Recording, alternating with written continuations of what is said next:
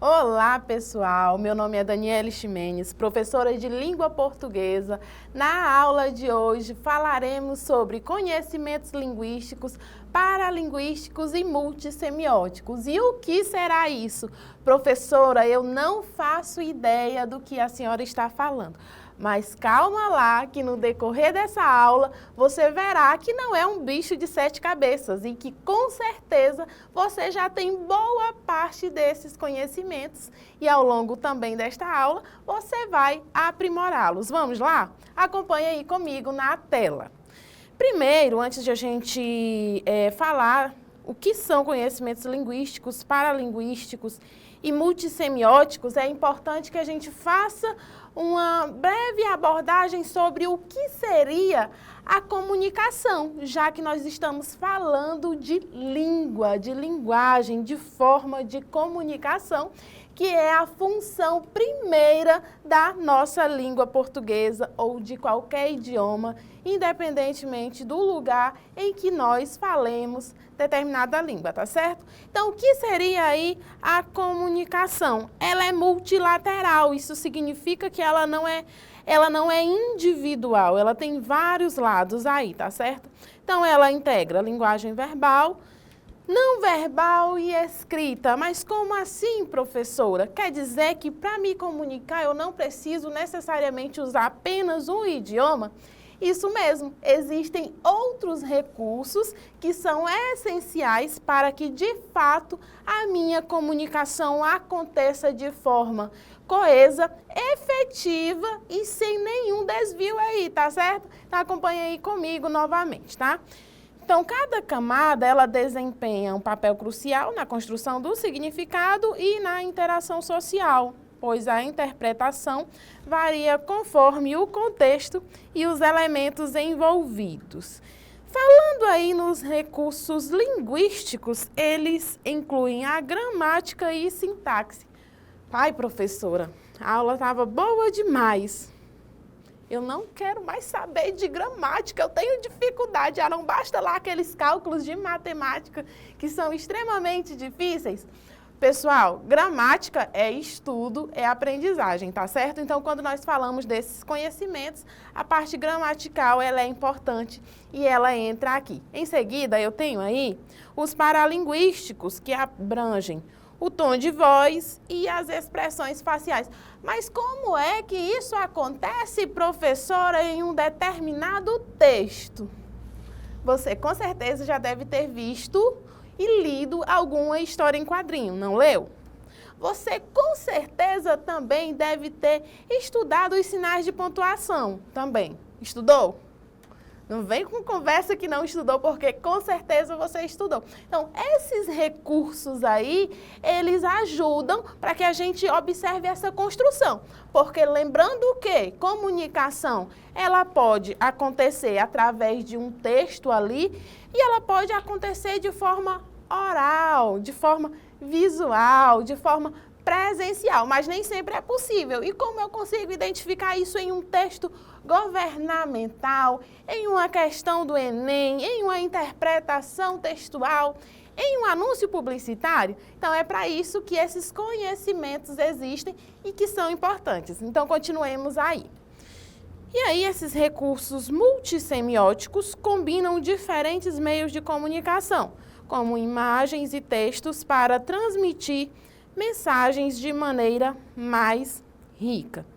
Vamos primeiro falar aqui dos conhecimentos linguísticos que referem-se ao entendimento das regras e estruturas que regem a língua. E aí a gente vai falar um pouquinho aqui da gramática. Primeiro, a ortografia, como se escreve aí determinadas palavras, com SS, com S só, enfim, tudo isso você aprende ao longo da sua vida estudantil. Isso significa dizer o quê? Que na fala, essa questão ortográfica eu não preciso necessariamente, ou eu não preciso utilizá-la, porque a fala ela é dinâmica. Agora, na transcrição, na escrita, eu preciso conhecer esses recursos e saber como escreve determinada palavra. E isso você aprende ao longo da sua vida escolar. Porque, primeiro, imagina só, uma criança, ela aprende primeiro a escrever ou a falar. Ela aprende a falar. E à medida em que ela vai crescendo e estudando, ela aprende aí a língua na sua forma escrita. Em seguida, a gente tem aí a semântica, que é a questão do sentido, a morfologia, que envolve lá as 10 classes de palavra, e a sintaxe, que é a função dos termos dentro de uma determinada oração. Mas isso fica para um outro momento. É importante que você compreenda que quando nós falamos de conhecimentos linguísticos, eles incluem aí esses conhecimentos de regras e estruturas que regem a nossa língua, tá? E aí eu tenho um exemplo aí bem prático de concordância verbal em uma oração bem simples aí. Minha tia adora flores. Observa que ao construir essa oração, por que é oração? Professor, isso aqui também não é uma frase? Isso aqui é uma oração porque uma oração exige obrigatoriamente a presença de um verbo. Professor, eu ainda não sei identificar um verbo ali na minha oração. Como é que eu faço isso? Lá no estudo da gramática, na parte morfológica, eu compreendo o que é um verbo, tá certo? E aí, grifado aí na tela para vocês, eu tenho o adora, que é o meu verbo, que está concordando com a minha pessoa do discurso, que é minha tia. Então, ambos estão na terceira pessoa. Então, observa que em uma frase simples aqui, eu tenho um conhecimento linguístico já bem elaborado. Em seguida, eu tenho a paralinguística, que se refere ao aspecto da comunicação oral, que não estão relacionados a palavras em si, mas ao modo como as palavras são expressas. Isso inclui elementos como o tom de voz, o ritmo da fala e as pausas, que são vitais para a transmissão da emoção e da intenção. Imagina que conhecimento paralinguístico, ele é importantíssimo. Por exemplo, na relação das minhas emoções, das minhas expressões. Imagina só que eu vou lá apresentar um seminário na sala de aula e como item de avaliação, a professora coloca assim, ó, eu vou avaliar como vocês apresentam. Imagina só que eu apresento, aí eu falo, bem baixinho. Você não ouve quase, ou eu falo muito alto e o áudio fica estourado e ali na minha sala de aula os colegas não conseguem fazer a audição porque eu estou falando extremamente alto. Então toda essa entonação, para além dessa questão de interpretação, de análise do discurso, leva-se em consideração a habilidade em textos orais, tá? E aí em seguida eu tenho a multissemiótica, que estuda a combinação e a interação de diferentes sistemas de signos em um único texto. Isso inclui elementos verbais, não verbais e visuais que se complementam para criar significado completo e dinâmico. Quer ver? Olha aí na tela. Eu tenho essa história em quadrinho da Turma da Mônica. Então, observa aí que eu tenho recursos visuais, verbais e não verbais, e que a pontuação, ela serve para dar essa ênfase aí já relacionada, falada em momentos anteriores. Então, observa aí. Ela tem atenção, e aí o recurso visual faz com que a gente tenha essa compreensão, e ela diz em seguida, sorriam, olha o passarinho. E aí, quando ela diz, olha, um passarinho, é compreendido de forma diferente. Mas aí é só para que vocês compreendam aí a utilização dos recursos verbais, não verbais, visuais aí, para vocês na tela. E aí eu já tenho essa outra história em quadrinho, que é do Chico Bento. Então, observa aí no primeiro balão, diz assim, estou vendo uma árvore. Observa que árvore o Chico, ele parece não ter esse conhecimento linguístico, ele não tem ainda a aquisição do nível formal da língua portuguesa. E em seguida ele diz, estou vendo uma casinha no horizonte e uma mulher lavando roupa. Ei, Chico, o que você está fazendo? Estudando. Minha mãe falou que amanhã eu tenho exame de vista. Então, observa aí comigo que, apesar de eu ter alguns desvios aí da gramática normativa, da norma padrão da língua portuguesa, a comunicação, ela não fica prejudicada, levando em consideração o contexto social, o contexto ali que o personagem é inserido, tá certo? Então, é importante que a gente faça aí essa ponderação. Esses conhecimentos são importantes, sim, em uma análise ali do discurso, em uma análise linguística também, mas para além disso, como indivíduos sociais que pertencem a uma determinada sociedade, como eu faço essa análise, como esse conhecimento é importante de forma geral. E aí, para resumir a nossa aula, olha aí do que nós falamos. Nós falamos de conhecimentos linguísticos, paralinguísticos, multissemióticos, não é? Nós falamos de ortografia, morfologia, sintaxe de forma bem superficial. Nós falamos dos conhecimentos paralinguísticos, que é entonação, volume, pausa e ritmo, expressões faciais, entre outros, e os multissemióticos, que envolvem aí a interpretação de textos, que utiliza linguagens combinadas, tá certo? E aí a gente finaliza aqui a nossa parte inicial da nossa aula, e aí eu espero você lá na nossa atividade, tá certo? Me aguarda aí um pouquinho. Eu trouxe para vocês um infográfico. Professora, o que é um infográfico? O infográfico, ele utiliza aí diversas linguagens para transmitir uma informação de forma que fique clara. Então, utiliza-se recursos tanto visuais quanto textuais. Vamos fazer a leitura desse infográfico? Olha aí comigo na tela. Então, a gente tem aí a agenda de 2030 e diz assim: a Agenda de 2030 da ONU, da qual o Brasil é signatário, prevê o compromisso de assegurar a disponibilidade e gestão sustentável da água e saneamento para todos e todas. A legislação brasileira tem como princípio a universalização dos serviços de saneamento básico. Isso significa ampliar progressivamente os serviços para todos os domicílios ocupados do país.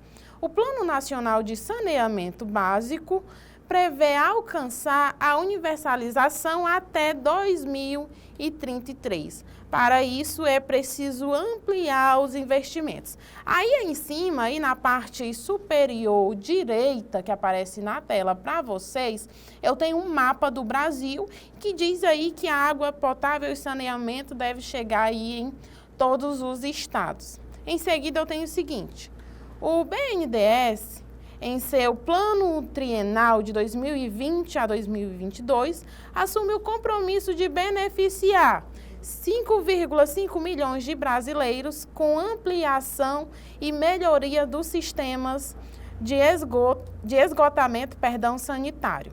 900 mil pessoas com sistemas de abastecimento de água e 200 milhões de pessoas com a ampliação dos serviços de saneamento resultante de projetos estruturados pelo banco. Então, aí nós temos diversos recursos que ajudam aí na compreensão de tantas informações. Agora, vamos ao nosso comando da questão.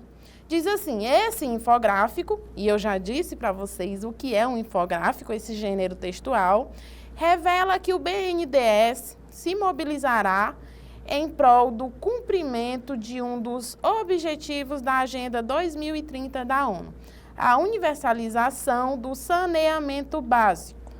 A leitura dessa representação visual de informações permite afirmar corretamente que, para essa meta ser atingida, é indispensável o quê? Vamos às nossas alternativas. Letra A.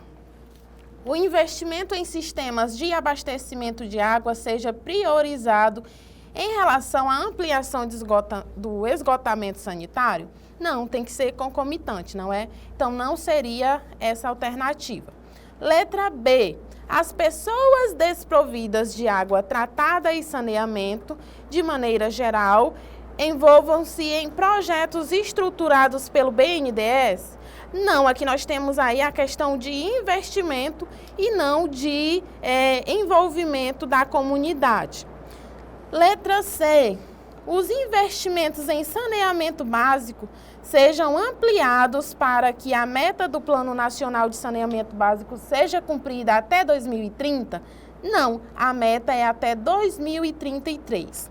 Letra D. A disponibilidade e a gestão sustentável de água e esgoto sejam ampliadas progressivamente em todos os estados brasileiros?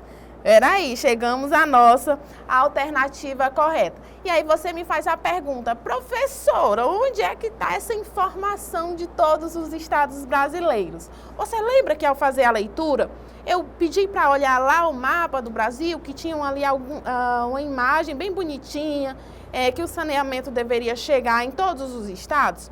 Pois é, esse recurso ele não é verbal, mas ele é visual, por isso é necessário fazer uma leitura em conjunto. Aí acompanha aí comigo na tela.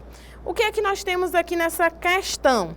Nós temos que o infográfico, de modo simplificado, ele deixa clara a importância do investimento em água e tratamento de esgoto para o cumprimento das metas estipuladas pela ONU.